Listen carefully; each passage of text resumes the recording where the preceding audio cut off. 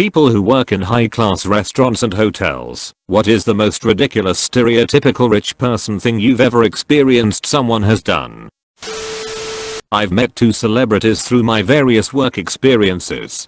Tim Allen requested that we close a small bakery that I worked at for him while he is dining there. We did. He didn't leave a tip. Later in my career I met Mario Batali, famous Food Network chef, and he was the most normal person ever. He took a class with us and then proceeded to pay for everyone else's class that was in his group and bought lunch for the staff as well. I guess both are stereotypical rich person things for vastly different reasons.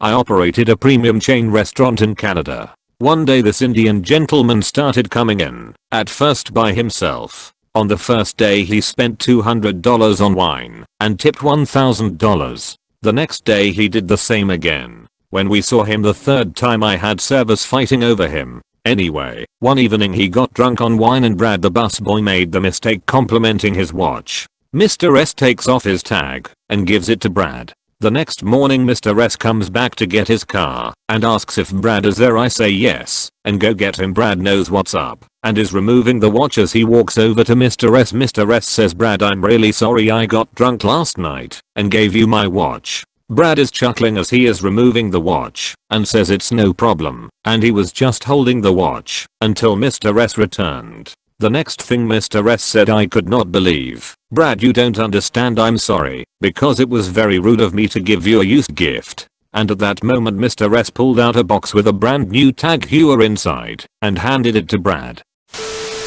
I interviewed at a large hotel attached to a casino, and while I was being shown around the front desk, a woman walked up, said nothing, and got room keys. After being greeted by the front desk agent, she immediately turned and walked away. Then the manager who was interviewing turned to me and said, that's Mrs. Recladipants. You never ask her for her name, her ID, or God forbid a credit card. She stays here camped once or twice a week because her husband spends so much in the casino. If you upset her she will yell at you and then hand the person working next to you a $100 bill just to spite you. I ended up turning down a job there, thankfully so, because apparently she wasn't the only guest of her type there.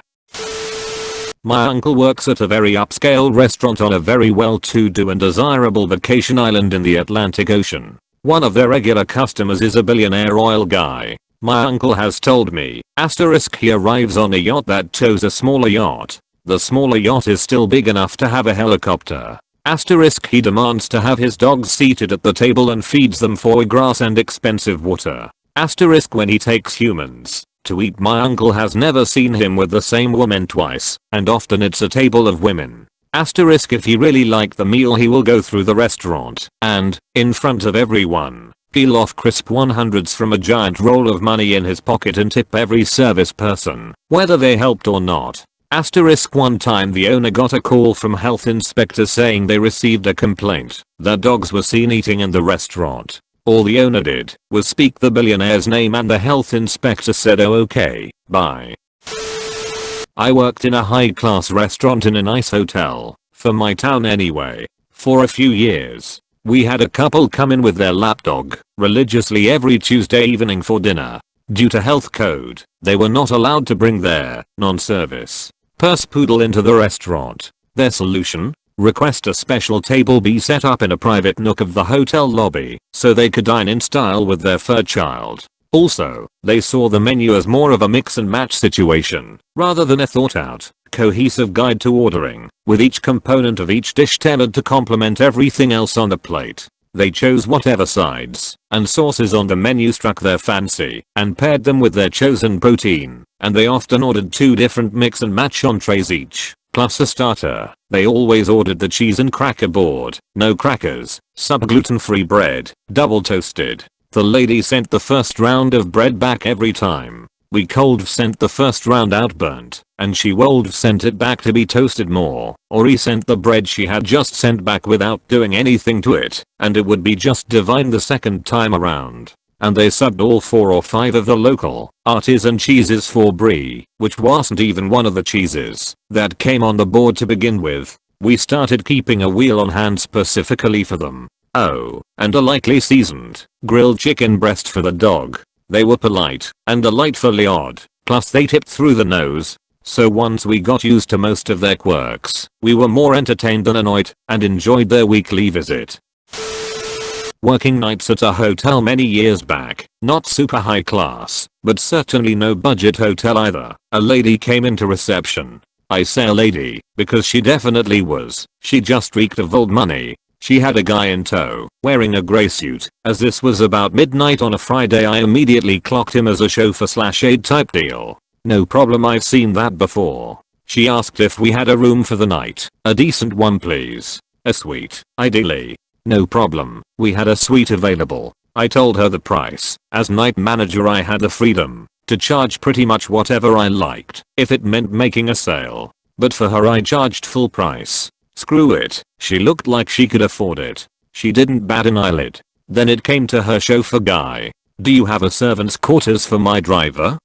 No, sorry madam. Just the standard rooms. I gave her the price for one of our standard rooms, and she screwed up her face. Oh no, that's too much. Don't you have, like, a staff house or something he could stay in? I'd really rather not spend money on an actual hotel room for him. All this with the guy standing right next to her. I felt really bad for the poor guy, and wondered if this was usual for him. After a few more questions and her considering whether to have him sleep in the car, yes, really, we eventually settled on him having a standard room for rock bottom price. I think about 30 or so. That was as much as she was willing to spend on him, and less than a tenth of what she was paying for her own room. TBH, I'd have given him a room for free, rather than having him sleep in the car, but clearly I had more compassion for the guy than she did.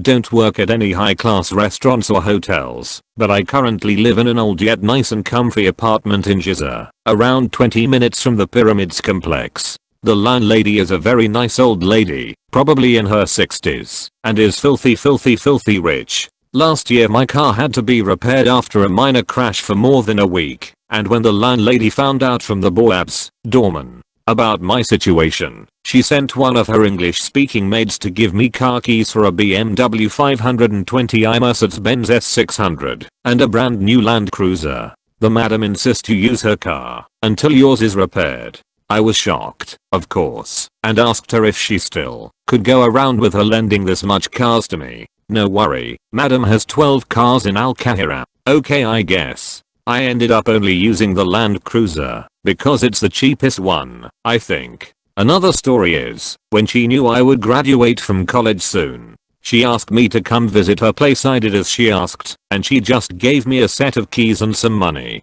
Here I have nice villa in Ain Sokna. Go visit it with friend and family. Food and drinks is on me. I have maids and cooks there. Car you can use mine. The money is for fuel. Happy graduation. I told her that I just couldn't take it, but she just shooed me away and told me to return her keys only after I really visited the villa. Haven't gone to the place yet, but I will soon enough when I have time. Ridiculous, yeah, but in a really good way. I worked for a resort in the Seychelles for 4 years. I have hundreds of stories which would fit this post, but one that stands out was a very wealthy Canadian family who stayed at one of the private residences for a couple of weeks. They brought their own staff including 2 personal chefs, but also asked for a hotel chef to assist their team with prep and local ingredient knowledge. A chef I was friendly with was selected to spend the 2 weeks with them. One day, another member of their staff came down to one of the restaurants and purchased 2 bottles of wine for 11,000 plus each. Now we had far more expensive bottles on the list, but this was still a notable sale, and later that night I asked my mate what they had cooked to accompany the wine. Turns out they had poured both bottles into the pot while making a coq au vin. I've got a pretty good one. I work at a luxury property in California, and we had the co-founder of a large payment processing company stay with us a while back. He only liked to sleep on his own bed, so when he woke up that morning, he paid a team to load his bed into a truck and have it delivered to our property. We then removed the bed in his luxury suite and set up his bed that his team had brought us. He only stayed with us one night and the process was done to send the bed back home the following day. It kind of blew my mind that he went through all that trouble just so he could always sleep on his own bed. To each their own, I guess. There's a thing in Stockholm's rich kid district called Vaska. Basically, you order an expensive bottle of champagne, pay for it, and watch how the waiter wastes all of it by pouring it down the drain. Some places let you do it yourself. Sadly, it's an established thing in these kinda circles, like, it's on the menu cards and all that. Honestly, the dumbest way of flexing I've ever witnessed. I don't even work at that nice of a restaurant, but last month I got chewed out over the phone because some lady left her baby's actual silver spoon on the table, and we didn't know where it was, so obviously one of us had stolen it. Late to this party, but I have a positive one to throw in amidst all the negative. I'm loosely acquainted with someone who is obscenely rich. He dated my best friend for a while back when we were in college. As you can imagine, he bought her fancy things all the time, took her on expensive family vacations with his folks, etc. He was a stereotypical rich kid, but he was also kind and still very down to earth. They dated about a year, and in the spring we went spring breaking in his family's condo at a famous spring break beach location, and there was just me, my best friend, him and a couple of his friends. The group decided we wanted good old-fashioned Waffle House breakfast after a night of revelry. After eating, I noticed he was lingering behind the group. He'd said he had to take a leak, but he stopped back by the table on his way out to the car. Curious, I ran back to the restrooms, just so I could pass by the table, to see what he'd done. He left the waitress a small pile of Benjamins as a tip. Had to be $400 or $500. I couldn't quite tell, because they were folded and rumpled from being in his wallet. My mouth fell open when I saw it, and I forgot I was even heading to the restroom. I looked out by the car, and he was watching me through the glass windows, held up his finger to his lips mouthing, "SHHHH," and beckoned me back out to the car. I didn't tell, but my eyes were glued to the table as we pulled away in his car. The waitress collapsed into the seat of the table when she saw it. Pretty sure she was crying. Letting that guy get away was the dumbest thing my best friend ever did in her life. Ordering $150 caviar to go for their cat. I'm a cocktail server at the huge pool of a 4-star hotel. A woman said in a monotone voice, and without any eye contact, "I lost my sunscreen. Find it." I worked at a nice restaurant in downtown Portland, and one day a lady called to make a dinner reservation for a large group. But first she starts asking all these questions about security. We had none. And how I thought the staff and patrons would handle a celebrity dining there. Is there enough space to be private? They like to be private. Would it be okay if they brought their own security to stop people from taking pictures and such, etc. But of course, she couldn't name names. I rolled my eyes, told her whatever they need to do, and booked the date and time. Yes, I was super curious who it would be, and stayed past my shift to see who walked through the doors. When the big night came, the group arrived, and it was no one. Not one of us who worked there recognized a single member of their party. They sure acted like they were someone, but all we saw was a loud group of douchey looking 20-somethings. They actually did bring a bodyguard who stood in the corner with sunglasses on the whole time. The only attention they got from other diners was the occasional side eye, because they were being such rude and obnoxious assholes. Shock of shocks, they treated our staff horribly, and tipped even worse. We'll never know who that person thought they were. Edit. Oh wow, I went to sleep and this blew up. This happened about 9 years ago, so a little before the YouTuber invasion I think, but maybe not. Just some punks who thought they were someone. For those of you asking about the autograt, that actually jogged a whole new memory. We did try to add 18%, but the party threw a massive fit about that, complained about the service, which I'm sure was fine. It was a well-known place, and refused to pay it, so the manager took it off so as not to create a bigger scene. Left the server in tears. I think everyone just wanted to get them out by that point.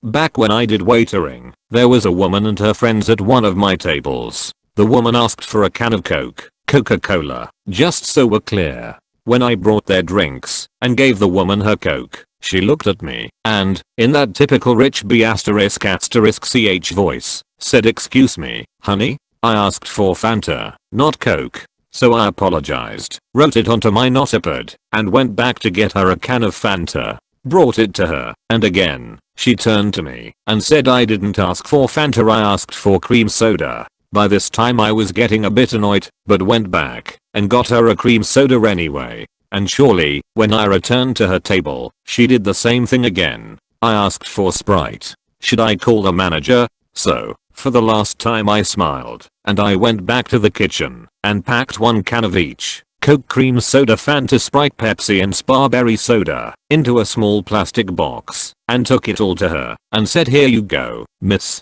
take your pick. She looked offended and almost made a scene. She started lecturing me about how I'm incapable of getting the simplest order right and that she wants to talk to the restaurant's manager. I told her that I can call him and that I'll show him all the soda types I wrote on my notepad that she asked for and we can get his opinion on the matter. She turned and took her damn Sprite out of the plastic box and said just leave it. Her friends were silent throughout the whole ordeal and none of them gave me any issues further on. I didn't receive a tip, as expected, but I shrugged it off. Most customers were decent. Edit. Waitering is a South African term, but I learned some better terms and ways of referring to that from you guys. Thanks you. I play poker for a living and every now and then some rich guy will sit down and start going all in every hand for $300-500 without looking at his cards. One day I was in a game where a guy was betting $1,000-3,000 without looking at his cards. It was insane to me, but for him, I guess it wasn't that much money. Worked at a grocery store in uppity Gold Coast, Chicago, when I was a teen. We sold soup for lunch, and when bagging them, we put it in a paper bag followed by a plastic bag to make sure it's secure. Lady buys a soup, I proceed to bag the soup and she says no, I'll just put it in my bag. I say, Mom, are you sure? Mind you, she has a Louis Vuitton bag that looks brand spanking new. 15 minutes later she comes in raging that she has minestrone all over her Louis Vuitton and demands to speak to a manager. SMH.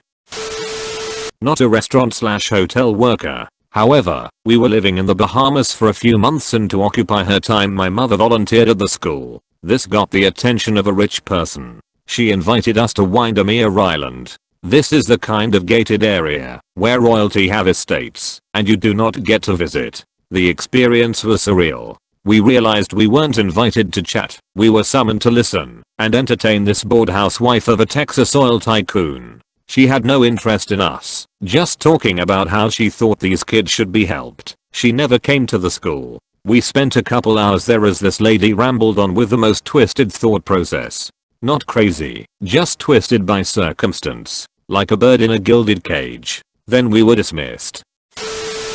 Worked at a private villa in Bali. One guest stood out. She only drinks and bathes in Evian. So one day I spent almost an hour filling a large tub from tons of Evian bottles. The same young woman complained that the path from her villa gate to her room wasn't well lit. She wore sunglasses at night. I'm 3 years into sous chef at a private resort in upstate New York. Most of our guests are returning from generations before them. Wealthy. Very wealthy. We get some congressmen, actors getting away from the daily crap, but mostly families that are crazy rich and 4 generations deep into annual visits. Insane the amount of requests. But one that stands out as a WHATINTHEF**K. 60-something-year-old woman crying as loud as she can because we didn't have the cookie she wanted. Guys, you would have thought she was just told someone died. Made a huge scene in the dining room. Her husband has the backbone of a jellyfish and just sat there trying to console her. It's okay, honey. It'll get you cookies. Don't cry. The owner went out and bought store-bought cookies because we do not have time for that ***T. We did not tell her they were store-bought. She was happy by the end of the night. Yay.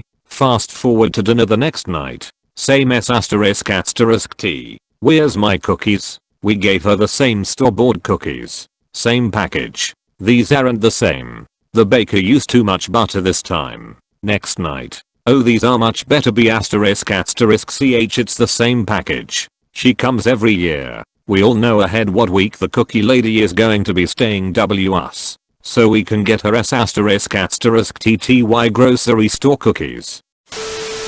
A young man we'll call Business Douche tried to send back 2 bottles of Penfolds Grange, not because of the taste, but because he was trying to impress older potential clients with his stunning wine knowledge. Yeah, right. The potential clients were so grossed out by the display that they paid for the meal and insisted on paying for both bottles and drinking them. Business Douche tried to reach for a bottle to pour himself a glass, and the client told him that since it wasn't up to his standards he couldn't possibly let him have any. Effective business shaming 101. It was like watching Jack Donaghy at work. As a valet, probably tossing us the keys to the car, expecting us to know who they were. It was quite the experience to try to write a ticket out for them. They took offense to it. I used to work in a luxury hotel. A colleague of mine got a call from an in-house guest asking for a car to take him somewhere. Naturally, he offered him what options we had, and the guest got annoyed and closed the line. A few minutes later, the guest came down to the front desk and asked for my colleague. He then proceeded to show him a cardboard bag literally overflowing with cash and started saying, "You dare ask me which car, just because of different prices? Can't you see how much money I have? Why do I care? Just get me a F***king car ready." People. Worked in a fancy smancy lobster pound / restaurant on the water where had a lot of outdoor seating. These very wealthy people come to eat and demand a table outside for dinner. Now it's just before sundown in the middle of summer in Maine and we're on the water, so mosquitoes are definitely not scarce. These people sit down, order a $200 bottle of wine, a massive lobster each, and some appetizers. They seem to enjoy the meal up until the sun sets and the bugs come out. These people were not happy and complaining about it, and the S***TTY restaurant not paying for mosquito spraying. The waitress gets a couple candles to light and asks if they need anything else, and those mother F**************** asked her to stand next to them with a flesweater. There was this classic trick I used to do when seating people. If, based on the logistics, I needed someone to sit at a table I knew was the least desirable one, close to the toilet, entrance etc., I would always make it look like it's reserved for VIP clients, or in case the boss decides to come in to eat. Pretentious rich people want the opportunity to be seated somewhere special so badly that they never ask questions and go for it right away. It made my job a billion times easier back then. This isn't as much a specific instance, but something that happens all the time with entitled or rich people. I work at a very expensive hotel in Hawaii, and people will just come up to the desk and yell words at you, like no hello or please, just LUAU or ATM. It's like they aren't even thinking of us as people. I worked at a restaurant in the lobby of a rather nice hotel. There was a rich dude that basically lived there. He would eat in our restaurant every night. Our chef had to hand pick his steaks from a local butcher. The steaks were F***king massive. It was always specially prepared just for him. Every F***king time this F***KSTAIN would take 2 or 3 bites and complain to everyone in earshot that his steak was terrible. Every F***king time. This dude was odd. He would only drink our cheap wine that we served by the glass. However, he would request that you open a fresh bottle just for him. He couldn't possibly drink a glass of wine out of a bottle that was first opened for someone else. Even if I just opened the wine and poured a glass to the person next to him, that bottle was considered tainted to him. If you are that F***king picky, just buy your own damn bottle of wine. Victor, F***KU. Oh, and one last thing. He parked in the handicapped spot out front, even though he is not handicapped. But because he spent so much damn money at the hotel, the managers refused to make him move his car or have it towed. I'm none of the above, but a soldier. We held an annual ball at a local marina hotel restaurant / bar and had it reserved for the evening. Barkeep / host grabs our commander a few hours into the event and says there's a guy, he's a daily regular for the past 15 years, wants to grab his usual nightcap.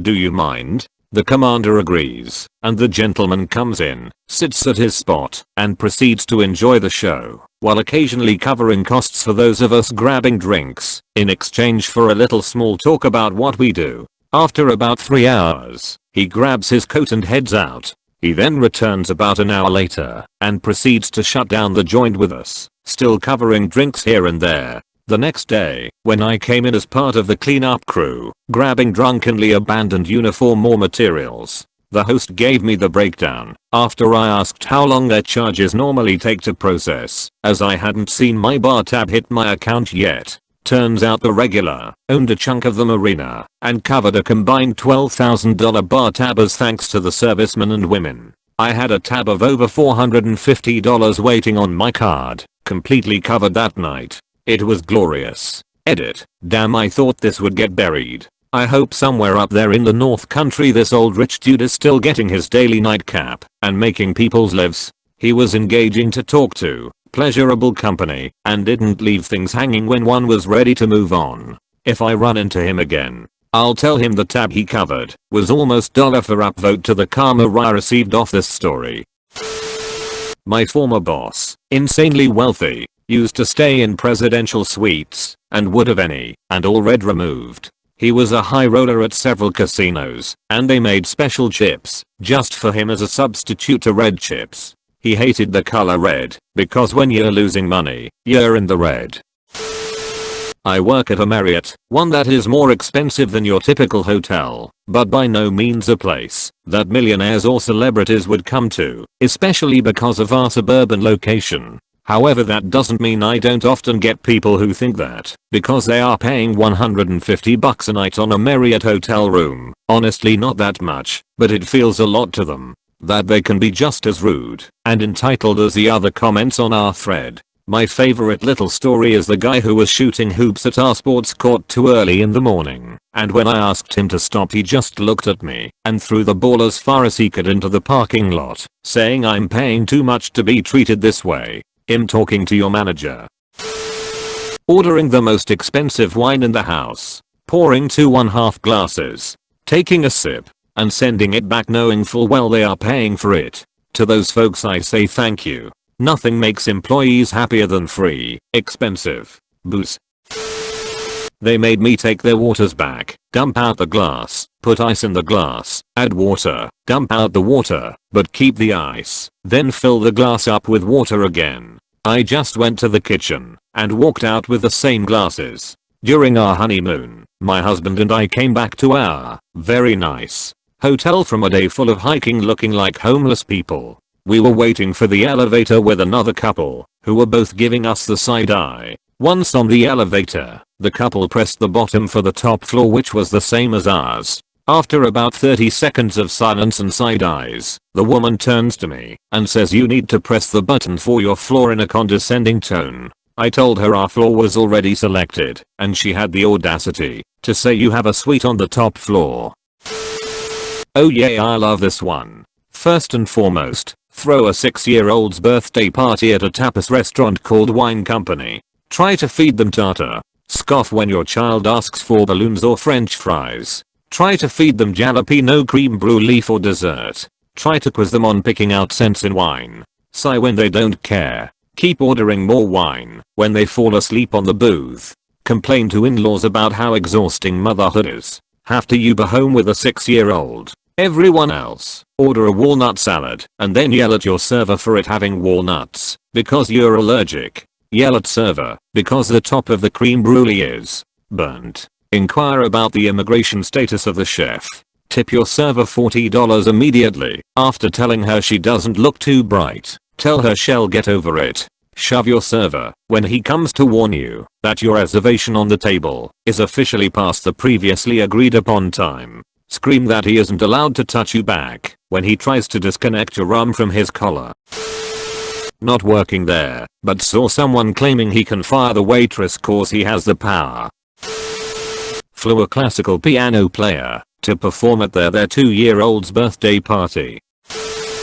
Long time lurker here. Worked abroad at a high-end beach club in Greece where all our clients had to speak English as all the staff were Brits. Now this place is fairly top end. Tabs at the end are often 20,000 after a week kind of place. I worked all over but mostly in the restaurant, and we had some great ones. Asked to turn down the volume of the insects in our *outdoor* restaurant had a competition with his mates to see if he could get the biggest bar bill of the week. Bought a bottle of Ross costing 60 plus just to have a glass. Their villa was 5/10 minutes walk from the club, so paid extra for a private driver for the week. Paid for a in-villa host for 3 meals a day for 2 weeks, just for when they wanted to eat in. My friend was the host, and she made 5 meals in total. All I can think of at the minute. Was a brilliant place to work though, and all in all the guests and staff were brilliant to work for/with.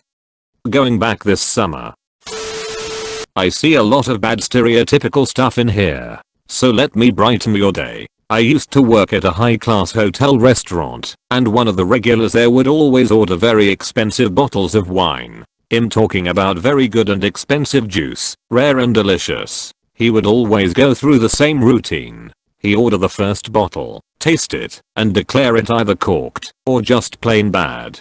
He would then call the manager and tell him he would still pay for the bottle on the condition that all the serving staff would take turns at his table with a glass to taste it and learn what makes a wine taste bad. We're talking about wine bottles worth in the hundreds if not thousands. He would then order his own bottle and drink this one. Thing is, the first bottle was perfect. Both the sommelier and the waiters were in on it. Only the manager didn't, officially, but probably did know about it. So every now and then we could have a taste of wine worth a couple of $dozen a sip, just because this guy knew his juice, wanted to share the pleasure with us, and was loaded with money. Edit. Obligatory thanks for the guilders. Edit. 2. This question keeps popping up. The reason why he didn't just buy a bottle for the staff was that we were not allowed to drink with the customers, but management was encouraging us to learn more in order to be better at our job. The dude was just exploiting a loophole in the rules in order to be nice, while everyone was benefiting from it. Edit. 3. No one was forced to have a drink with him. It was just a way to take a 5-minute break and share good wine and conversation with a good person, which in my opinion is the only reason to open a wine bottle to begin with.